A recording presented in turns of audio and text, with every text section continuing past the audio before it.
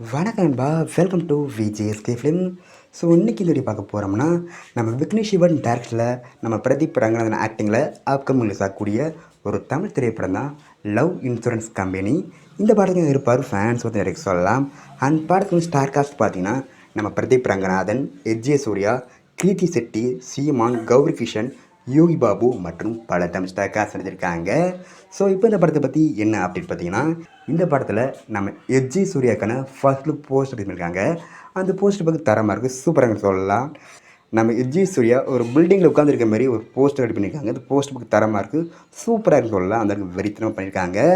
So wait பண்ணி பார்ப்போம் இந்த படம் எந்த ஒருத்தா பண்ண போகிறாங்கன்னு.